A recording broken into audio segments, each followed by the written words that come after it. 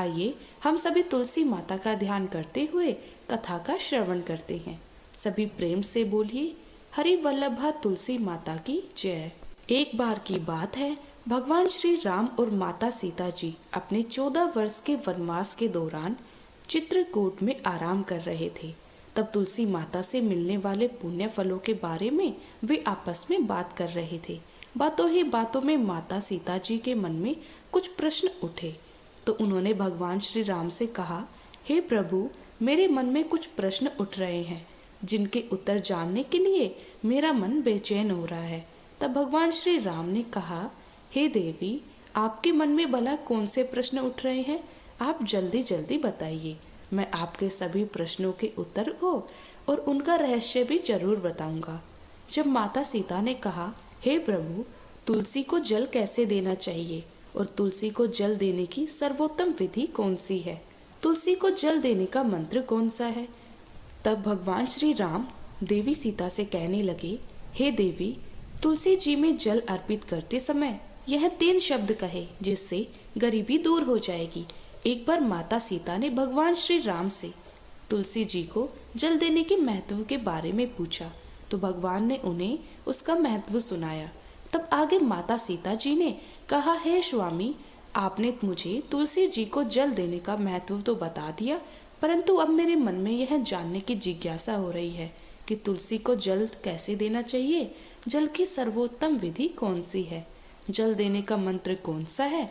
कृपया आप मुझे इन सभी प्रश्नों का उत्तर दीजिए। तो भगवान श्री राम ने माता सीता जी से कहा, हे प्रिय, जिस प्रकार मैंने तुम्हें तुलसी का महात्म्य सुनाया है, उसी प्रकार से तुलसी को जल देते समय बोले जाने वाले मंत्र का भी बड़ा महत्व है। यह मंत्र केवल 3 शब्दों का है, परंतु इसका प्रभाव बहुत ही चमत्कारी है। जो भी मनुष्य नित्य तुलसी को जल देते समय अपने मुख से यह केवल 3 शब्द बोल देता है, तो साक्षात माँ लक्ष्मी उनके घर में प्रवेश करती है और उसकी दरिद्रता दूर करती है। उसे धन धान्य की प्राप्ति होती है।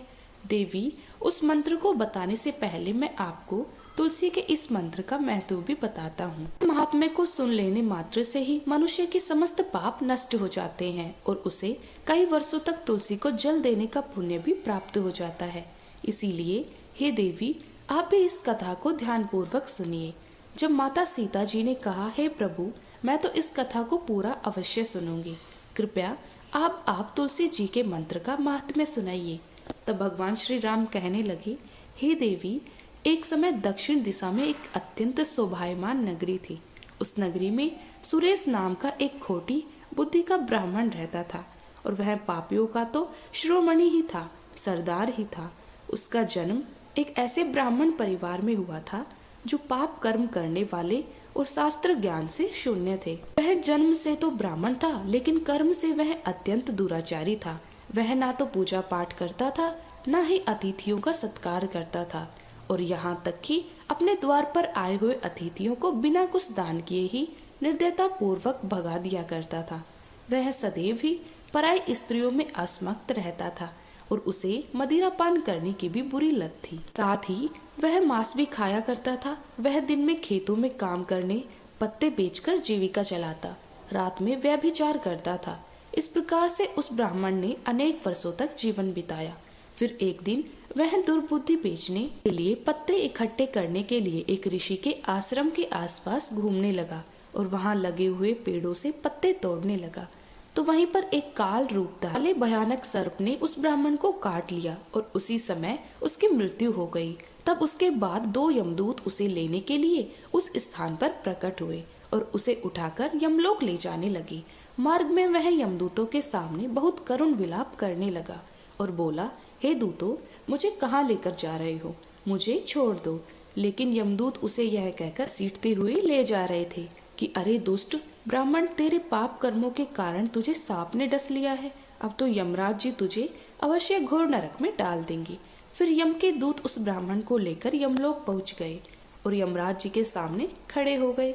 तब चित्रगुप्त महाराज जी उस ब्राह्मण का लेखा जोखा निकालकर यमराज जी से कहने लगे, हे धर्मराज, इस ब्राह्मण ने बचपन से लेकर मृत्यु तक पाप ही पाप किए हैं। अपने पूरे जीवन में न तो इसने कोई पुण्य का काम किया है। तब धर्मराज जी अपने दूतों से कहते हैं, हे दूतों, इस घोर पाप करने वाले ब्राह्मण को उठाकर ले जाओ और इसे नरक में डाल दो। फिर यम के दूत उस पंडित को लेकर नरक की भयंकर अग्नि में धकेल देते हैं। तो अनेक वर्षों तक में सजा भुगतने के बाद उस ब्राह्मण को अपने दूसरे जन्म में एक बैल का शरीर मिला। बैल का जन्म पाकर वह बोझ उठाने का काम करने लगा। उसका मालिक उससे दिन रात काम करवाने लगा। फिर जब उस बैल की शक्ति कम हो गई तो उसने मालिक ने उसे एक लंगड़े आदमी को बेच दिया। तो उस लंगड़े आदमी ने उस बैल को खुद का बोझा उठाने के काम में उपयोग करना शुरू कर दिया। वह उसकी पीठ पर बैठकर दूर दूर घूमता था। इस प्रकार से उस बैल ने 10 वर्षों तक उस लंगड़े आदमी का बोझा उठाया। फिर एक दिन वह लंगड़ा आदमी उस बैल की पीठ पर बैठकर किसी ऊंचे पर्वत पर जा रहा था। उस पर्वत पर बहुत देर तक चढ़ाई करने के कारण वह बैल थक गया। उसकी शक्ति कम हो गई और वह बेहोश होकर जमीन पर गिर पड़ा और अंतिम सांस लेने लगा। तो वहां पर खड़े लोगों ने उस बैल पर बड़ी दया आ गई। वह उसके मुख में पानी डालने लगे। उन्हीं लोगों में एक पुण्यात्मा इंसान भी था। उसने उस बैल का कल्याण करने के लिए अपना समस्त पुण्य उस बैल को दे दिया। तो वहां पर खड़े हुए कुछ और लोगों ने भी अपने अपने पुण्य को उस बैल को समर्पित कर दिया। जब सभी लोग अपना अपना पुण्य उस बैल को समर्पित कर रहे थे तो वहीं भीड़ में एक वेश्या भी खड़ी थी और यह सब देखकर उस वेश्या ने भी अपना पुण्य उस बैल को दे दिया। फिर कुछ ही क्षणों के बाद उस बैल की मृत्यु हो गई। फिर उस स्थान पर यमदूत आए और उस बैल के शरीर से उस ब्राह्मण की आत्मा को निकालकर यमलोक ले गए। यमलोक में ले जाकर उसे यमराज जी के सामने खड़ा कर दिया।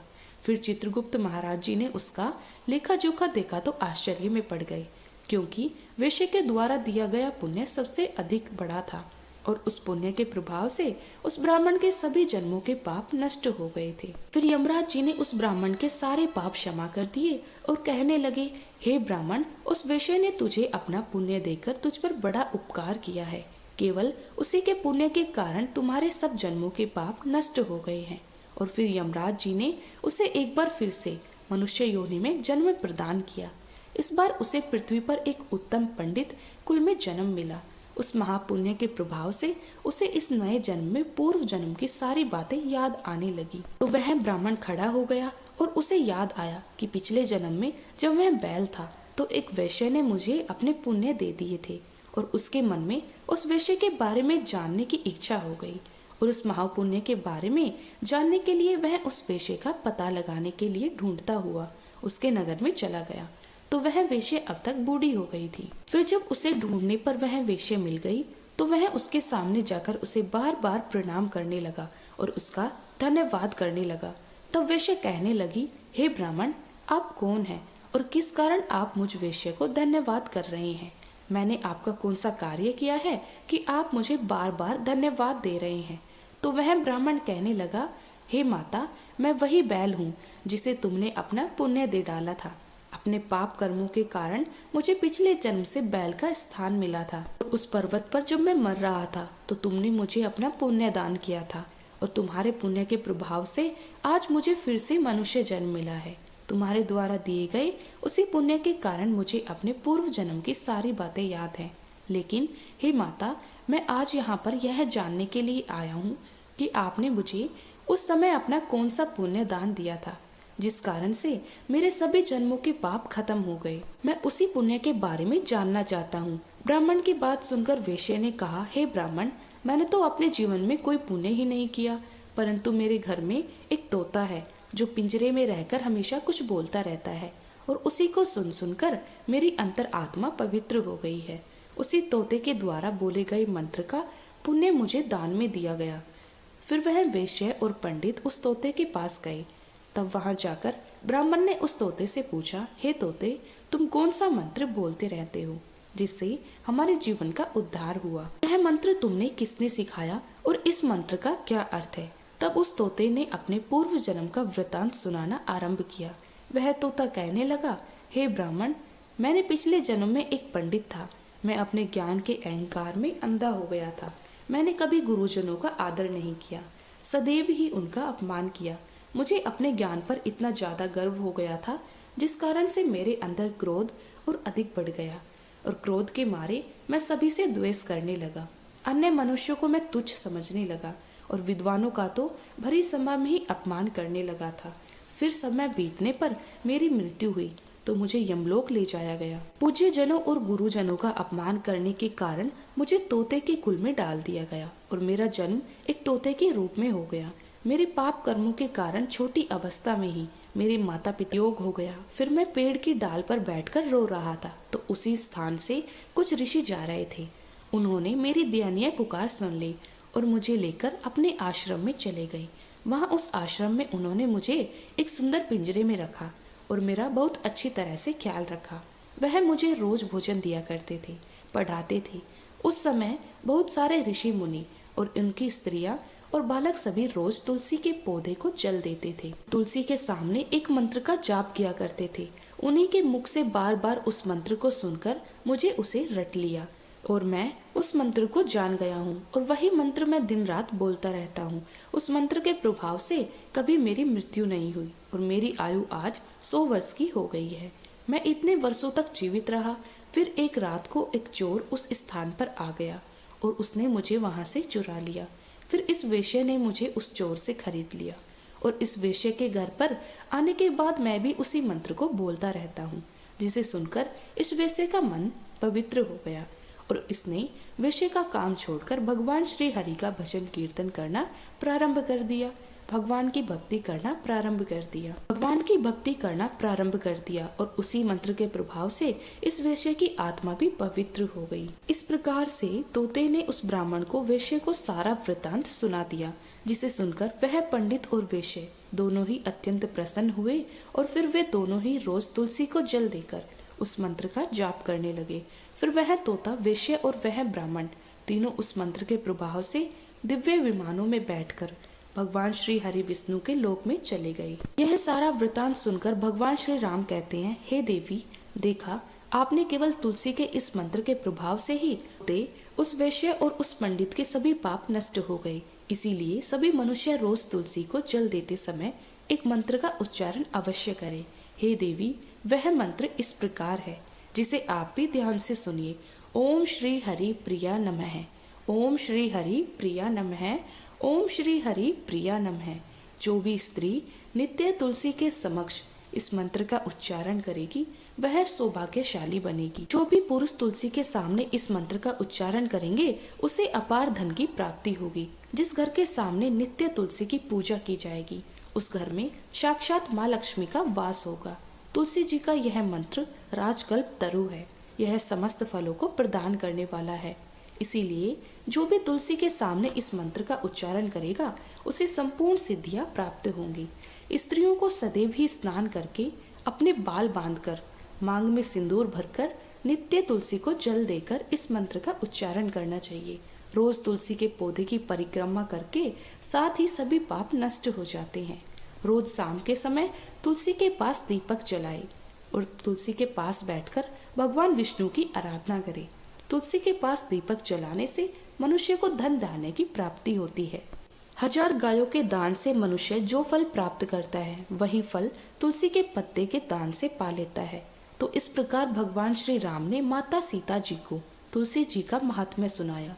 एक बार एक छोटी सी लड़की जब वह थोड़ी बड़ी हुई तो उसे समझ आने लगी और तब से ही वह तुलसी माता की पूजा किया करने लगी।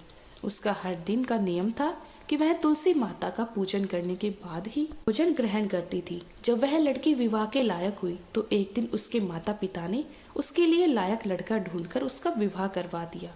लड़की को उसके माता पिता ने दहेज में एक तुलसी का गमला दिया, क्योंकि वे जानते थे उनकी बेटी को तुलसी पूजन कितना प्यार है और वे बिना तुलसी के पूजन किए कुछ भी नहीं खाती।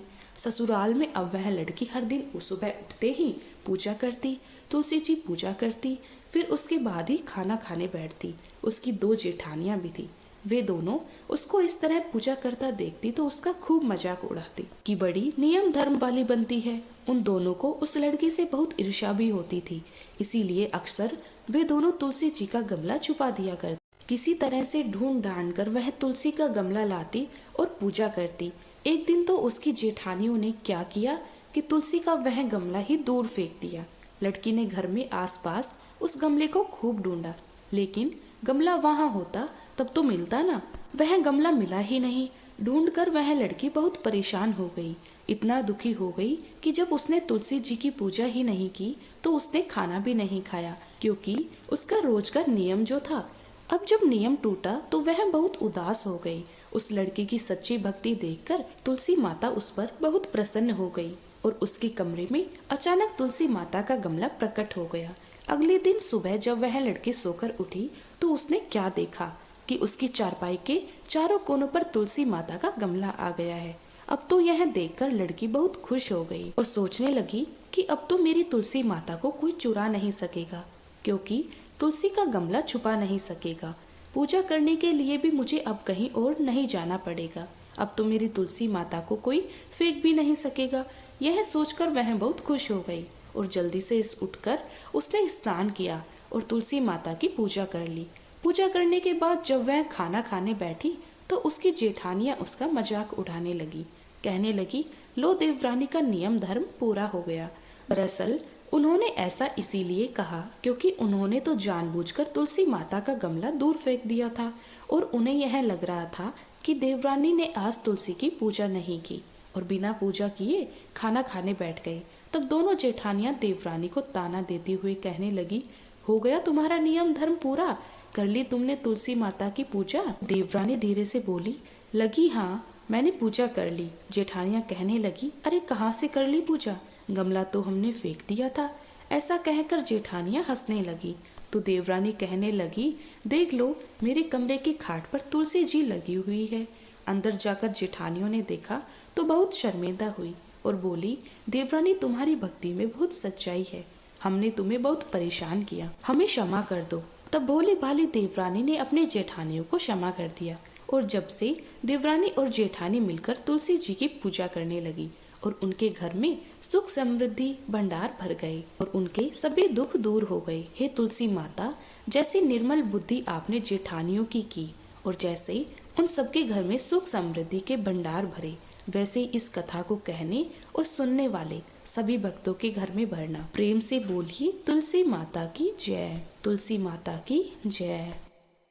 कमेंट में जय श्री हरि जरूर लिखें और वीडियो को लाइक व शेयर करें। ऐसे ही भक्ति भरे वीडियो के लिए हमारे साथ जुड़े रहें। जय श्री राम, राधे राधे।